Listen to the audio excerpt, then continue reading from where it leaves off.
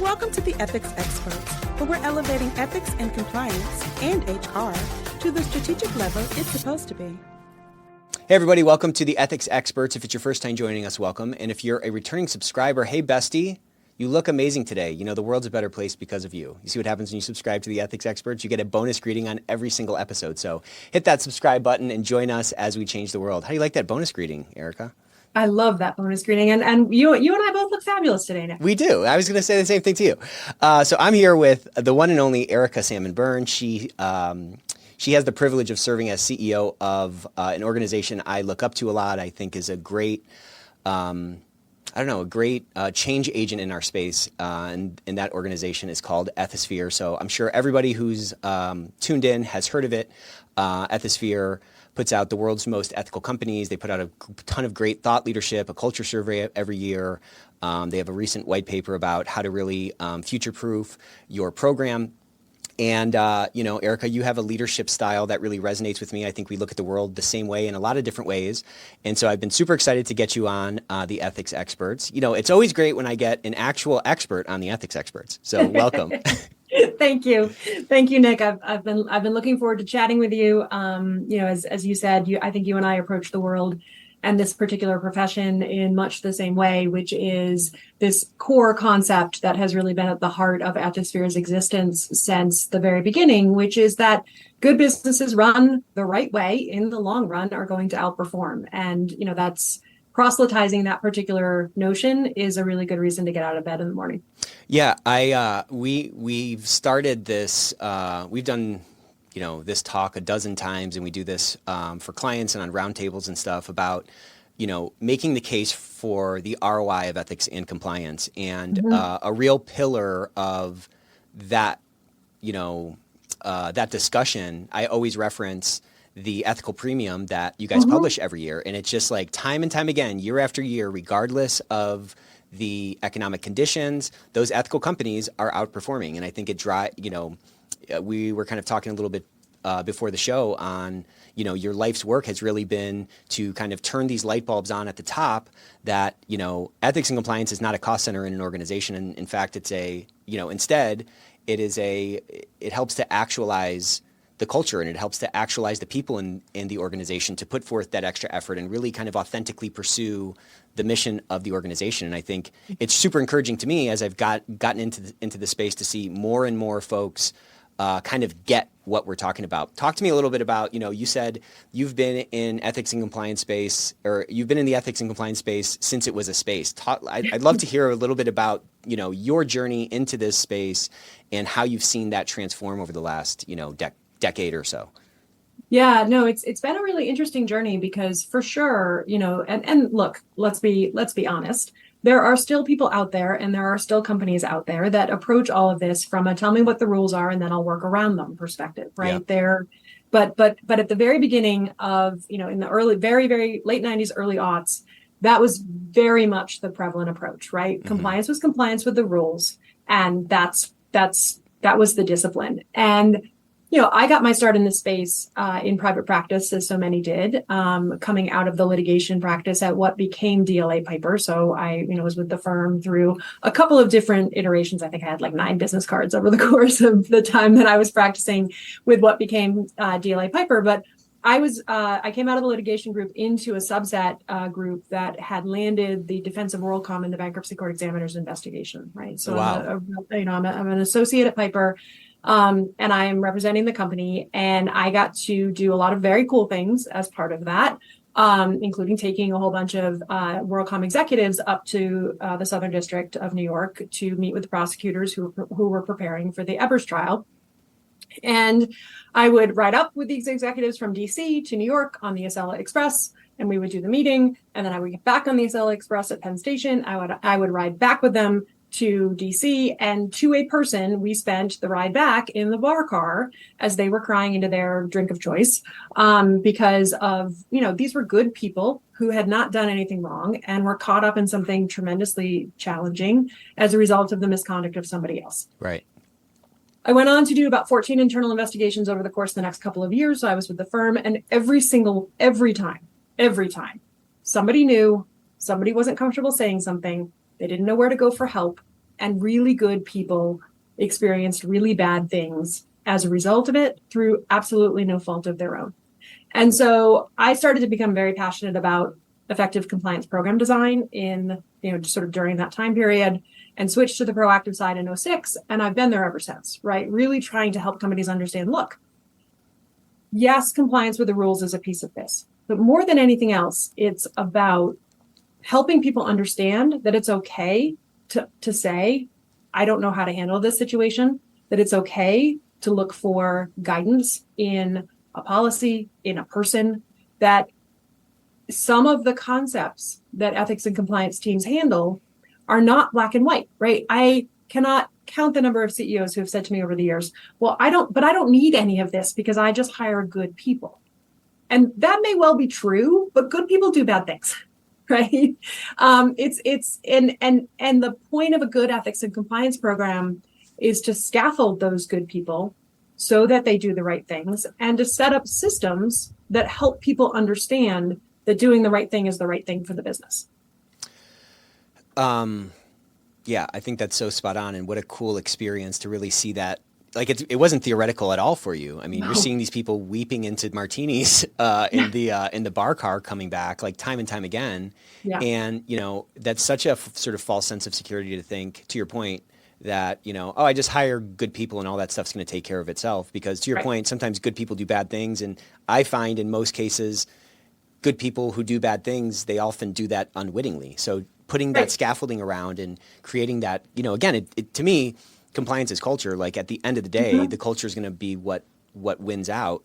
And, it's kind of all well and good to have a sign at the pool that says no running. But if nobody knows to look at that sign, or nobody even understands why you don't want people running, then the odds of them, following it are at least lower than they otherwise could be, Right. Absolutely. And I think, Nick, I'd like to lean in on one particular word that you used in that comment there, which is why, right? One of the things that I have been consistently pushing companies to do and to think about inside of their programs is explain to people why the rule matters, right? Yeah, Don't just tell them like, hey, don't bribe people.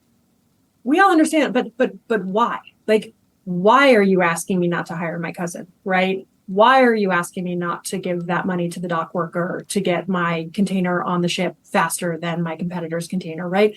Why do these things matter? And if you connect the why to the rule to the outcome, most people are going to respect the fact that you took the time to understand how the rule applies to what they do, and they're going to use the brain you hired them for in the first place. And everything becomes easier from there. Right. I came out of accounting, and I think it's similar to law in that many of the sort of foundational principles that were taught from like day one are things like, conservatism, and they're things like, you can't even appear to have a conflict of interest. Like that just gets so ingrained into our thinking that like it becomes second nature.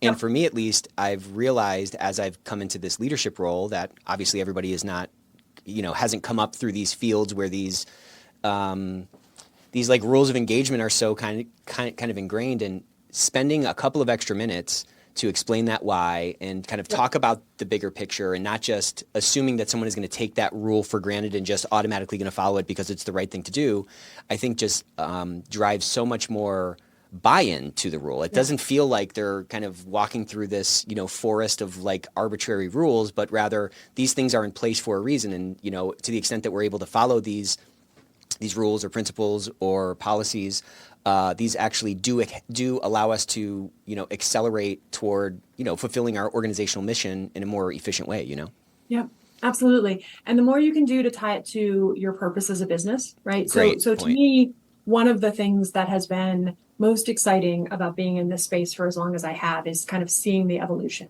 right? So 2002, everybody suddenly has to have a code of conduct, right? Listing requirement that you have a code of conduct. Most companies went out and got the same code of conduct, right? They all went to, white shoe law firm X. They got a template code of conduct. They dropped their company name into the code of conduct. They called it a day.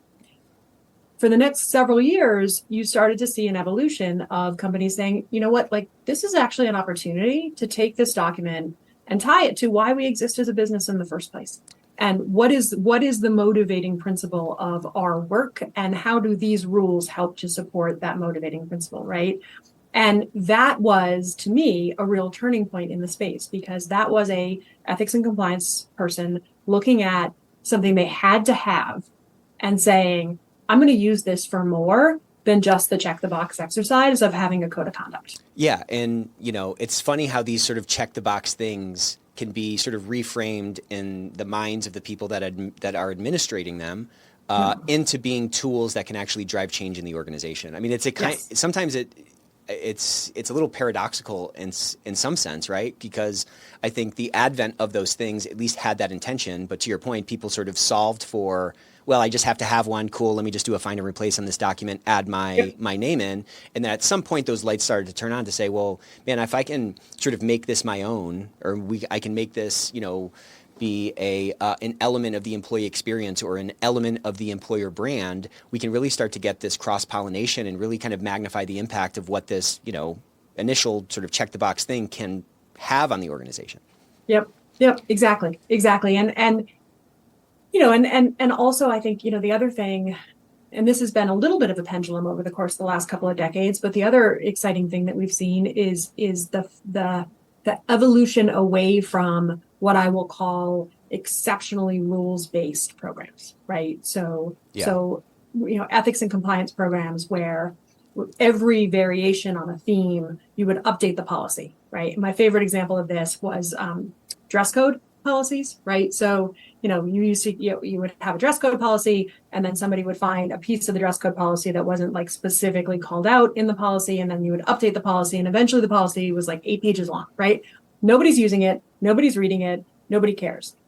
The companies that took that and said, you know what, we're gonna trust people, we're gonna trust people's judgment, and we're gonna say, dress for your day, right? Dress appropriately for the day that you are going to have at work. And people freaked out in some cases because everybody liked having the policy to point to be like, well, I'm not in trouble because I'm wearing flip-flops, but they're flip-flops, you don't say flip-flops in the policy. Well, do you think flip-flops are appropriate for the day that you're having today? You're on a shop floor, you're going to drop something on your foot and hurt yourself, right? That trusting people to use the brains that we hired you for, right? That through line from here's why we have this particular set of principles, and here's how we want them to apply to the work that you do on behalf of the company. That is how you get hearts and minds, right? Like that is the thing that I have been most excited to witness over the course of the last couple of decades. It's a little bit ironic. And again, I'm kind of drawing this comparison between accounting and law. Mm-hmm.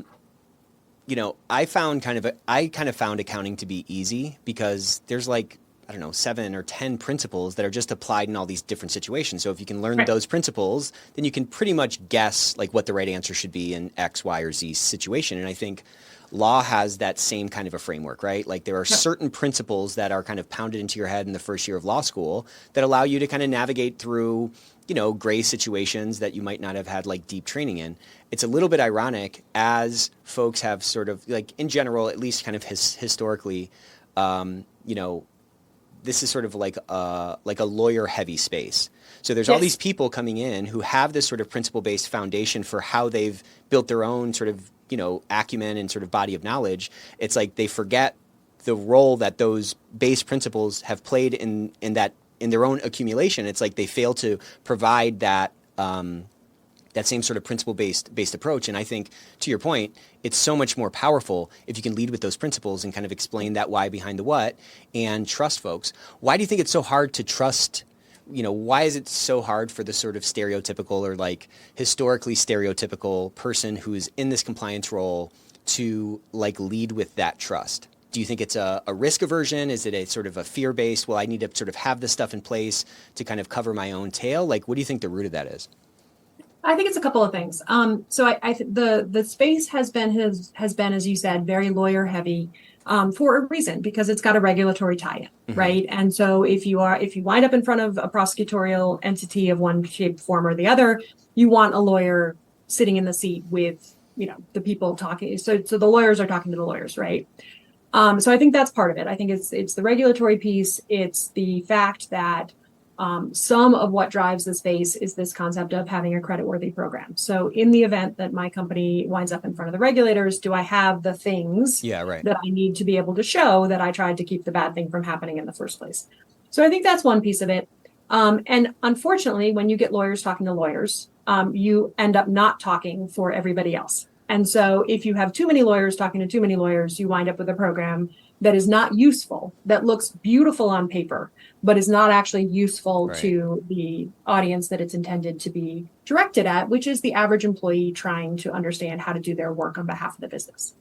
So I think that's one piece of it. And then I think, I think the siloed nature of the work that has happened for too long, right, is the other piece of it. So in order to really run a program like a strong ethics and compliance program, you need to have incredibly good working relationships with your sister control functions, right? You need to have a great relationship with audit. You need to have a really strong relationship with HR. You need to be linked in with IT, right? You need to be talking to the quality folks. If you're a manufacturing company, you've got a quality department, or you've got health and safety. You need to be talking to your import-export teams. The good, strong ethics and compliance programs are the ones that are a spider web of connection points into other parts of the business. And that took a long time too.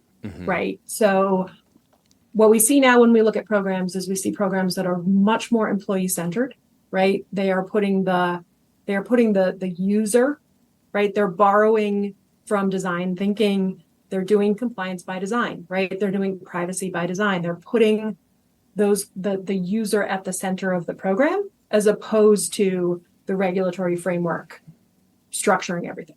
Yeah, because the regulatory framework is trying to drive towards some outcome, and that outcome can only ever be achieved through the buy-in of the people that are meant to be affected by it. And so if you're not thinking about those people, then you're just never you're going to just wind up, to your point, with something that looks great on paper that doesn't really sort of work in practice. I mean, I just love this industry because it's like such like a cool puzzle. It seems like there's so much change, happening, and I'm excited to get to that sort of part of our discussion in a second. But let's go back to kind of how you got here. You were doing that work. You went into private practice. Walk me through kind of what that chapter was like and how you ended up getting involved with Ethisphere, because Ethisphere has changed a bunch since you've been there. Oh, absolutely. Yeah, absolutely. So. So from the private practice, piece of the puzzle, as I sort of witnessed the people impact of things going wrong, right? Company after company, regulatory, the alphabet soup of the regulators, every scenario. Facts were different, right? Facts were always different, but at the heart of it, it was somebody made the wrong choice. Somebody knew about it and said nothing, and good people suffered as a result, right? Like that was the triangle that I just saw in every one of those situations. So in 2006, I switched to the proactive side, and I joined a company called Corpedia, which was the sister company of Ethisphere, right? So Ethisphere had been founded in 2006 as well. And I built out the advisory practice at Corpedia and stayed with that organization through its evolution and sale over to the NYSE. Left the NYSE in 2015 and came back to Ethisphere. So really have sort of been in this ecosystem since 2006. And then in both cases, had the privilege of building up teams that do what we like to call data-driven insights work. So pairing the benchmarking activity, because in this space in particular, in order to really make change, you need to be able to walk into your C-suite and say, this is what I'd like to do. 67% of my peers are doing it, and this is the impact I expect to see, right? And so if you don't have that benchmarking piece, it can be very hard to convince your leadership team to make a change, spend money, do something that they otherwise, wouldn't do. So that was the kind of that is the linchpin around which all of our work tends to spin, is the ability to be able to say, this is what other companies are doing and here's why. Yeah, because good luck going to your boss and just saying, well, we should. Well, we should do it. I mean, you have to kind of build out that sort of persuasion path, as we call it. And sometimes we sort of take for granted what should be done, and it's hard for us to get into the shoes or really empathize with our adversary, which I just use in sort of a negotiation term for the person who we're trying to convince. Like, it's hard to get in their shoes because they're not reading all these benchmark reports, and That's right. they're not reading the FCPA blog or radical compliance every single week and knowing all the all the things that are going, wrong across the world. These guys are running their own business, and they're trying to grow their top line and keep their shareholders happy and all that kind of stuff. And that's what I just love about your organization, because the data that comes out is so actionable. It's a robust data set of these great organizations. How did the thing of World's Most Ethical Companies come about? Were you a part of that? Was that like after you came back from the NISC or the NYSE? Was that already kind of in place? Because that thing is really kind of caught fire. People love it. So so this will be our 18th year honoring companies as World's Most Ethical Companies, and it was the brainchild of Ethisphere's founder, my still good friend and mentor Alex Brigham, who looked at the world in the early 2000s and said, and this is like Enron, Tyco, WorldCom, right? Sarbanes-Oxley, all of this soup, right, of bad news. And Alex looked at it and he said, we do a really good job highlighting the companies that are screwing up. Who's doing anything for the companies that aren't, right? Like, where's the good news story? Where's the, hey, company, this is a company that's doing great stuff, right? Who's telling those stories? And he looked around and he looked around and he looked around, and it was nobody. Right. Nobody was telling those stories. And so he said, as is, the want of an entrepreneur, he's like, all right, well, nobody else is doing it. Might as well be me, right? And so he launched first Ethisphere magazine, which is still in continuous publication today. And then he launched the World's Most Ethical Companies list. And it has evolved tremendously in terms of the process that we use, the criteria, the categories that we look at, right? If you look at the weighting and the categories from the early years, 06, 07, 08, and the weighting in the categories today, right? Anybody who's been through the process will tell you it has evolved tremendously, right? So this year's survey is 245 questions as a starting point in terms of the kinds of practices that we're looking to measure across culture, manager enablement, investigation processes, ethics and compliance program practices, governance. We look at the wide category of what we like to call impact, which is basically how are you safeguarding your social license to operate as an organization. Whatever ESG is called next year or the year after that, the concepts aren't going anywhere, right? Those are it's your material non-financial risk factors. That's all it is, right? We can argue about what's in the matrix, and we can argue about whether it's, wokeness or whatever. The fact of the matter is those are the things that matter to the communities you're operating in. And if you are going to be a business that's here in 25 years, you better care about them. Yeah, it matters to your employees. Yeah, right. It matters to your employees. It matters to your future employees. It matters to, it matters to your customers. It matters to all of your stakeholder groups. And so, I look at some of the, we could probably go down a total rabbit hole on this one, but I look at some of the pushback on ESG. I'm like, have you spoken to a 20-year-old? Because I'm sorry, if you want to recruit the workforce of the future, you better figure out what your story is on these things, because it matters. I mean, yeah, so let's rabbit hole this a little. We'll do a little rabbit hole here, but like, your organization's brand is this marrying of your external and your internal brand. Your external brand is to help you drive, growth in the marketplace, right? You have to appeal to people that are going to buy your products. But as we get deeper and deeper into this knowledge work economy, your internal brand is increasingly more important. And I can't really think of a job that's not like a knowledge work job really anymore, where we are our work. And, knowledge work is particularly interesting because the X factor, so to speak, is employee engagement, right? It's not like I'm just pressing a button on like a machine press that's stamping out metal sheets or something. If, in fact, what I said is true, which I think it is, then to your point, it's increasingly important for organizations to get not only into the mind of the potential clients, but also in the mind of the potential employees who are going to potentially expend that, excess effort, that excess engagement. And so you have to understand that. What do you think? What do you think, like, again, we don't have to go too much deeper in this thing, but like, why don't you think people get that? Because to me it seems so clear. You know what I mean? Yeah. Yeah. I think part of the reason people don't get it is because the matrix of ESG issues itself is not settled. Right. So we track this obviously pretty closely here at Ethisphere. And so we actually have a little internal matrix that we use where we look at what's in the E, the S, and the G for each of the various different entities that we look at, or that we track. Right. So Okay. MSCI's framework, BlackRock's framework, GRI's framework, etc. They're all different. Right. And that differentness leads to an opportunity for people to try to seize the narrative.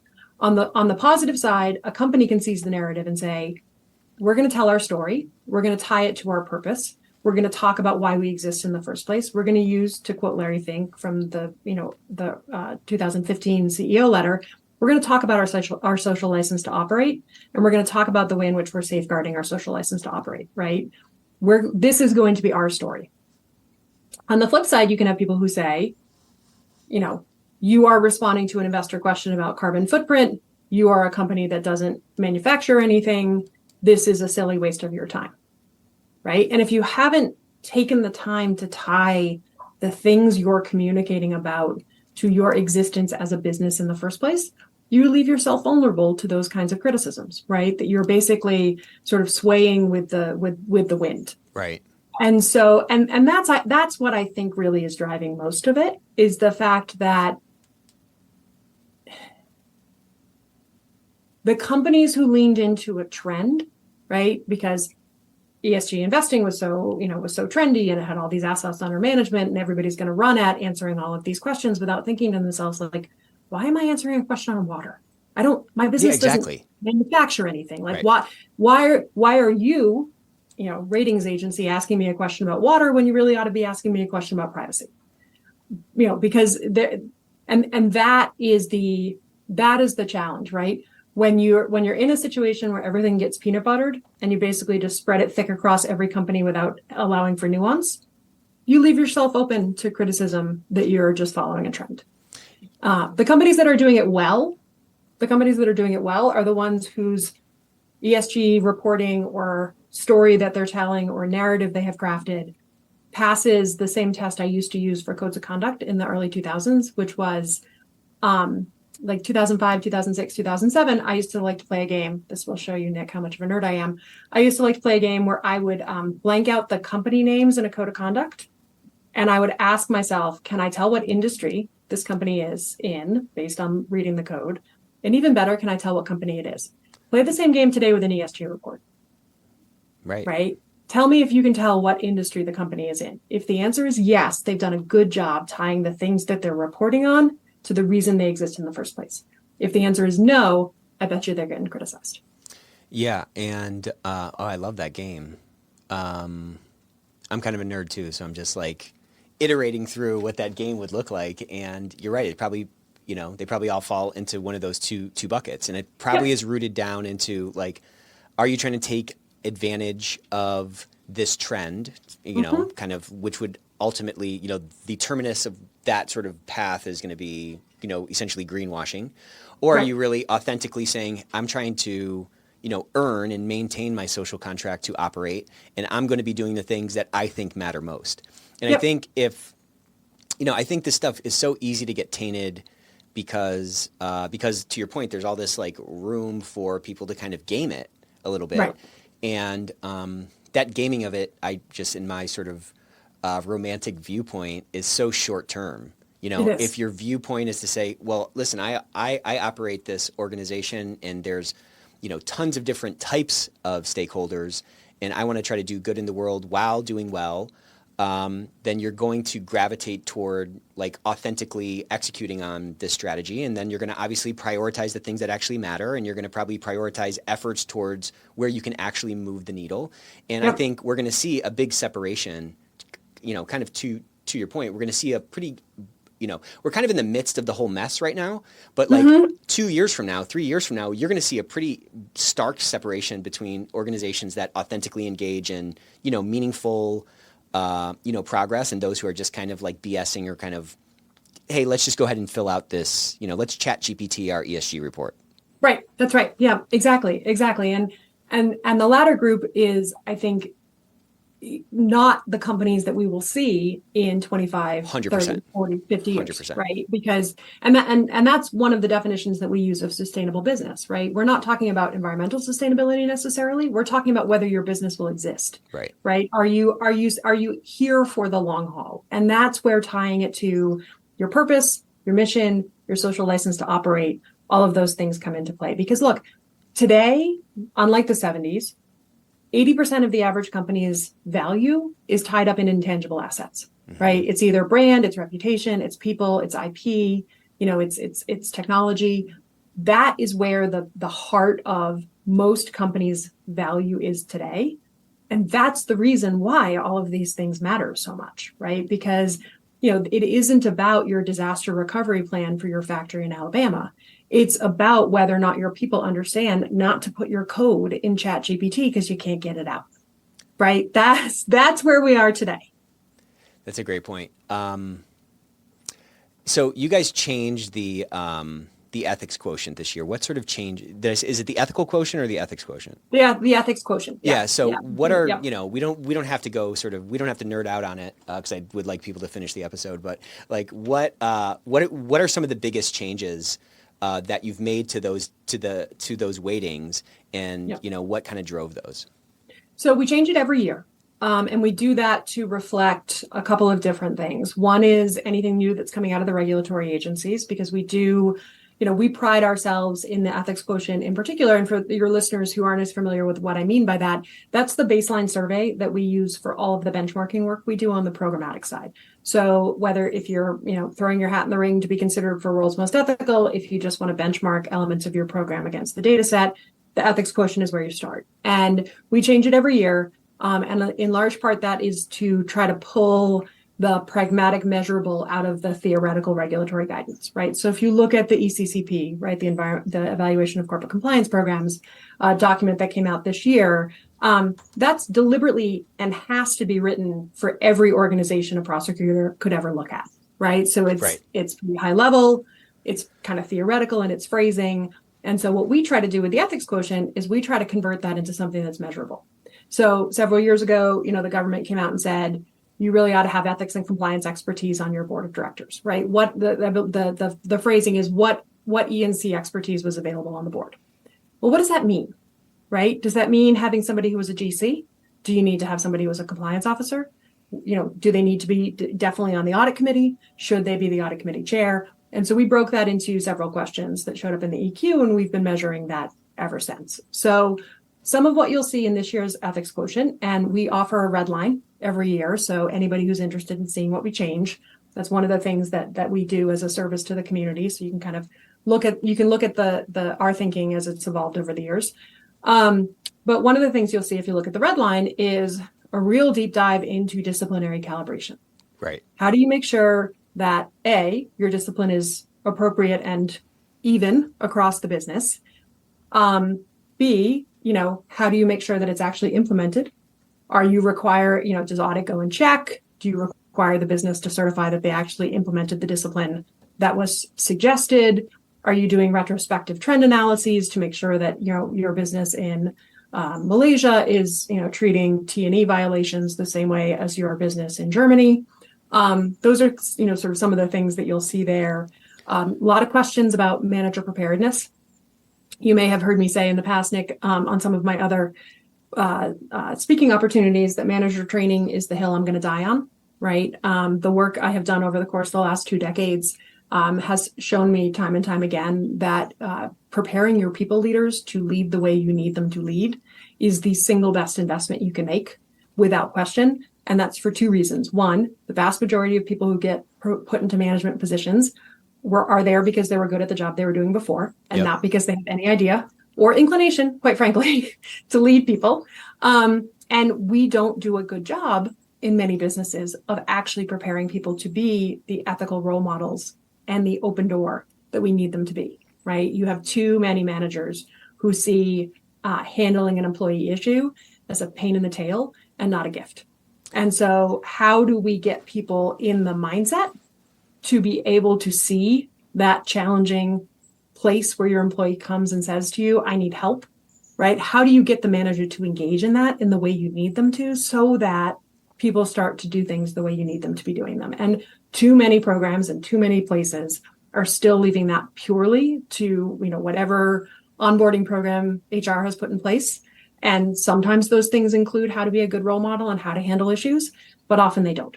Too often they don't. And yet we still have people going to their manager when they have questions, right? Our culture data set, you referenced the culture report we issued earlier this year.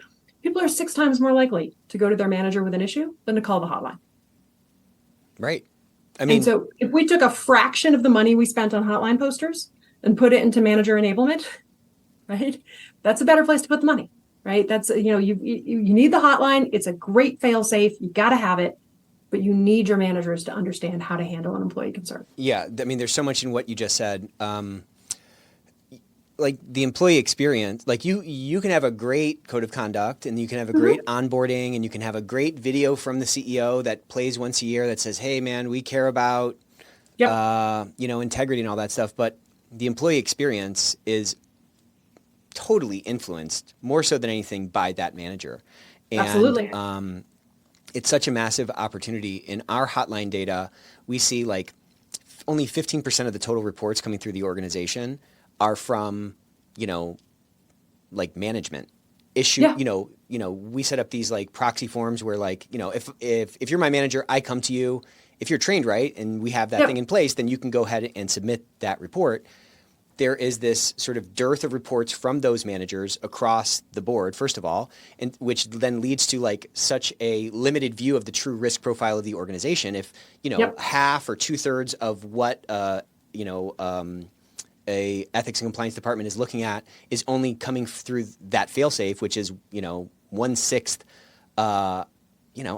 There's so many more issues going on in our organization that are being captured by the hotline. To your exact point, like that is a hill to die on because that's where the battleground is, where you can have the biggest impact. Absolutely. Something else you said that you changed the EQ based on some of the guidance that was talking about retaliation or disciplinary calibration, right? Yeah. And so I found it pretty interesting that sort of coincided with what your report said about Gen Z, right? Yeah. Historically, people don't speak up because why? They're scared of retaliation. But Gen Z, correct me if I'm wrong, is kind of the first generation where that primary reason is because they don't believe action's going to be taken or it's not going to be taken consistently. So it's pretty interesting that like it seems like the guidance is pretty tuned in to like what the concerns are and how those concerns have changed. Yeah. So historically speaking, if you look at the culture data by demographics, fear of retaliation has been 1, and nothing would happen anyway, so why should I bother has been 2, right? The Gen Z folk, splitting our culture data set now, and it's so much fun, Nick, because we get to work with a data set of like 2.8 million employee responses, which is amazing. It's such an N, it's so juicy. But if you look at it today, Gen Z is the first generation where we're seeing that consistently flipped. They're still afraid of retaliation. Don't get me wrong, right? They don't want anything bad to happen to them at this stage in their career, but the lack of faith in the system is the number one driving reason to not raise your hand.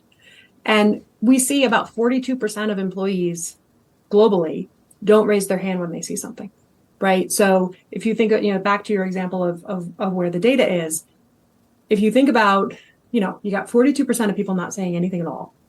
And then of the 58% of people who do say something, right, they're 6 times more likely to go to their manager. If your case management data is not bulk proxy reporting from managers, there's all kinds of stuff out there that you have no idea about, right? You have no idea about. And if you marry that with the government's focus on voluntary self-disclosure, how do you sleep? Right? Yeah, right. How do you sleep at night? I just got chills. It's not because the air just turned on. I'm telling you. It's such an opportunity. You can't voluntarily self-disclose what you don't know. Totally. Right? Great point. It really is the thing that we are leaning so hard into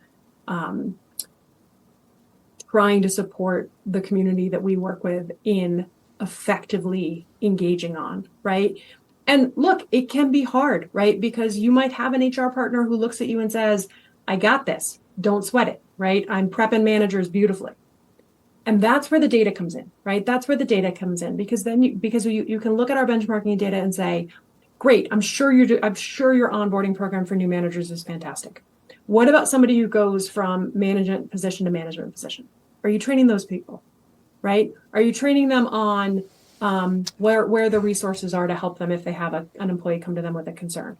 Are you training them on what retaliation looks like from the employee's perspective? Because that's the one that more often than not, even if HR is doing a beautiful job with leadership development training, more often than not, they are not talking to employees about what happens when an employee comes to you with a concern. Yep. Because as a manager, you've got to put your hat on and say, okay, this employee is scared. This employee is scared, right? This employee has done a very brave thing. They have come to me for help. And this employee is now going to be watching my every move to see if something bad is going to happen, right? And that is the mindset you've got to get managers into. And you need to do it in the training, and then you need to do it when that issue comes up, right? Because what we all know from, adult learning research, that most employees don't hold on to the stuff that we train them about. If you can't use it, you don't retain it. Right. And so it's not enough. And this, again, we've got data on this, right? It's not enough just to train your managers. How do you talk to your manager when that investigation starts? How do you say to a manager, you do daily stand-ups with your team? Please make sure you don't start excluding this person from your daily stand-ups. I was talking to a compliance officer a couple of months ago, and I asked her how things were going. And she said, I just closed my fastest retaliation investigation in the history of my career. And I said, what did you mean? And she said, well, this employee had raised a concern through their manager, came to me. I had established a relationship with the employee because, I had opened the investigation, was talking to them. And I got a call to say, I'm really sorry to bother you, but I feel like I'm being retaliated against. And so I started to look into the issue, and I went to talk to the manager, and the manager said, well, I don't know how I could have. I haven't spoken to that person in 3 weeks. And she was like, you have daily stand-ups with your team. What do you mean you haven't spoken to this person in 3 weeks? Right. And the manager, very well-intentioned, totally freaked out by what was happening within their business unit, had just frozen and decided that the best way not to retaliate against this employee was just to not engage with them at all. And so you've got to talk to your managers and say, like, this is what it looks like from the employee's perspective, and this is what we need you to do. And the best companies are the best processes I've seen are the ones where the company says, and here's a little reminder sheet, right? Here's your toolkit. Here's your checklist to make sure that you are handling this situation the way we need you to handle it. And we're here to help. And that experience of that employee, we all have a negativity bias, right? It's great if everybody can assume positive intent and assume that this person is, doing their best. And, to your point, that manager froze and they were in sort of a panic. That wasn't some, nefarious, retaliation, drive there.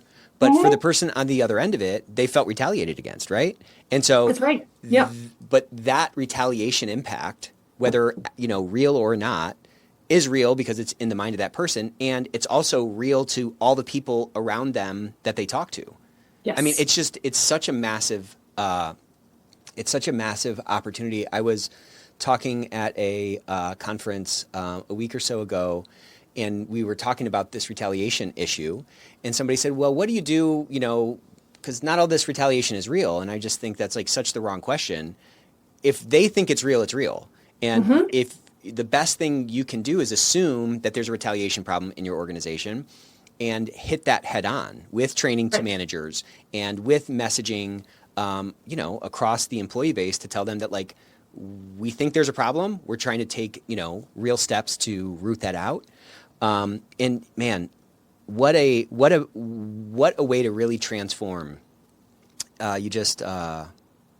I'm bought in. Okay. I'm totally bought in. I'm convinced. But that is the battleground. Engaging those managers. People are kind of patting themselves on the back when they, benchmark themselves against our data or the NAVEX data. And they're saying, cool, we're getting kind of, our reporting rate is in line with what else is out there. And I'm always saying you you should have like 6 or 7 times more reports than you're getting. Like there should be 30 to 40 reports per 100 because any issue, you can hear about something could have happened to you directly. Also, you could have witnessed something. Also, you could have heard about something. And if all of those sort of speak up channels are actually opened up and people feel like their voice actually matters, then we can start getting to this level of engagement that, we were talking about a couple of minutes ago and really start to de-risk our organizations in a meaningful way. Not saying, how can I get my reporting rate from 1 to 2? I mean, it's crazy. Right. Well, and one of the things I always like to remind managers in particular when I'm having these conversations with them is 2 things. One is to your point about, so some of this retaliation isn't real. Get your head out of the definition of retaliation under the law. That's not what we're talking about, right? We're talking about behavior that chills the willingness of an employee to use their voice.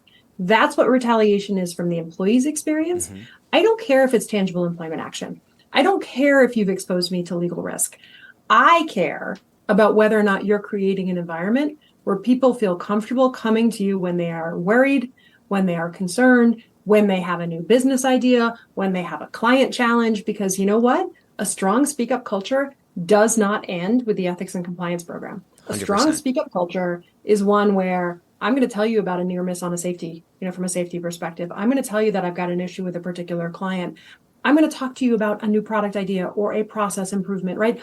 All of those things, right? When you think of speak up as enabling an employee's voice, you unlock the financial power of your team 100%. in a way that transforms your business, right? And so to go all the way back around to the ethics premium, which you referenced at the beginning of our conversation, obviously we've been doing that analysis for a decade. I'm not telling you we have causation, right? I'm not telling you we have causation. What I'm telling you is we have a decade of correlation. And I believe firmly that the bottom, the foundation of that decade's worth of correlation is that kind of culture 100%. where I have created a psychologically safe environment for my team. They are using their voices to make our team better, more productive, and more efficient. And that's showing up in the financial results of those companies. Well, I mean, so, I get that argument, and I guess we can't sort of say statistically that it's causation, but the correlation, the R score is high enough that those lines never cross.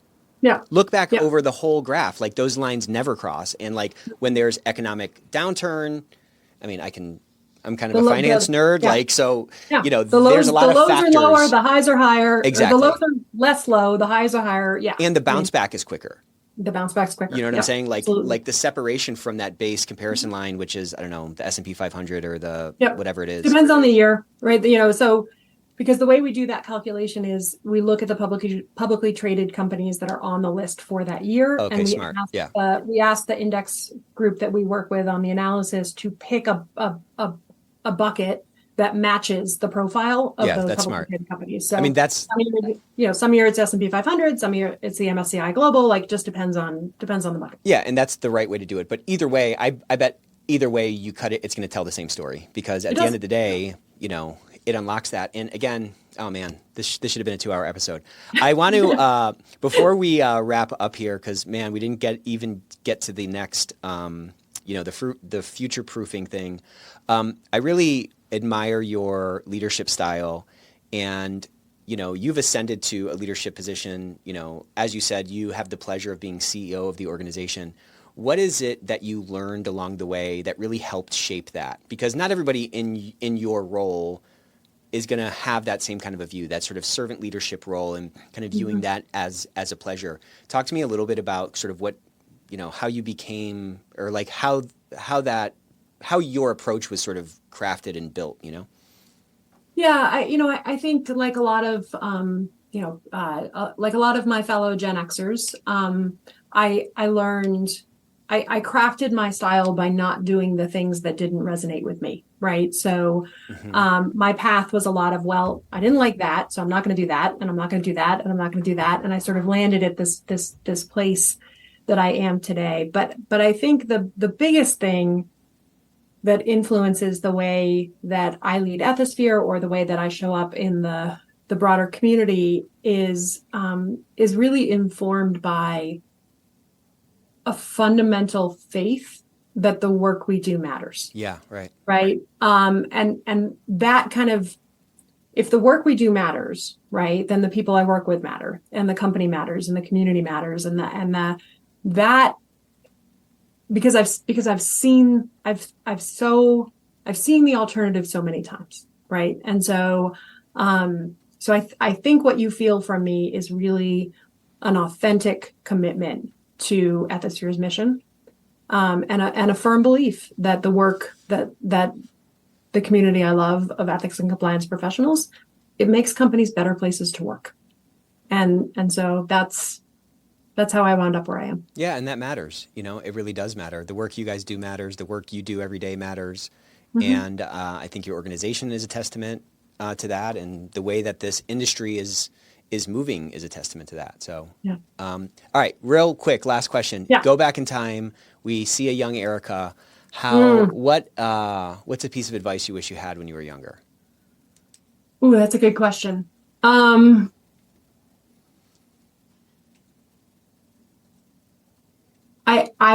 like to be able to tell the young Erica to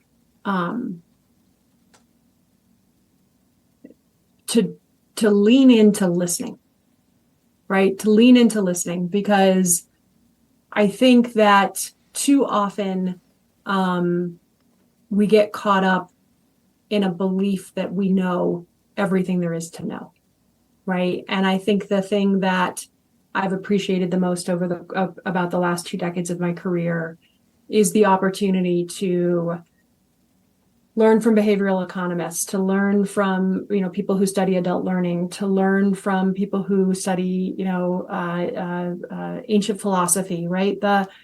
At the end of the day, the work that we do that is really about the people, and it's about managing people created risks. And so there is so much cross-disciplinary learning to be done. It's part of the reason I'm so excited to see people in the space who aren't lawyers, right? Because if you have to, it's the diversity argument, right? And diversity can be writ a bunch of different ways. And if you have people who are coming to something with different experiences, different backgrounds, different professional trainings, you wind up with a better work product in the end.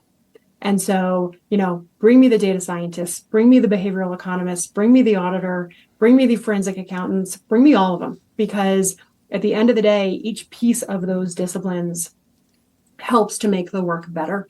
And the more multidisciplinary and cross-functional your team is, the stronger it's going to be. Yeah, and the more you're going to be able to resonate with the cross-functional people in your entire organization. And that's right. That's who you're trying to affect and influence.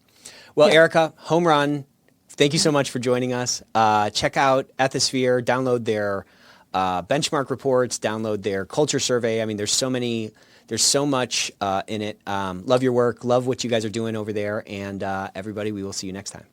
Thank you so much, Nick. This was the best hour I could spend on a Friday. Wow. Really wow. Let's keep that in. Let's make sure that stays in the episode. Okay. All right. Thank you so much, Erica. This was really, really awesome.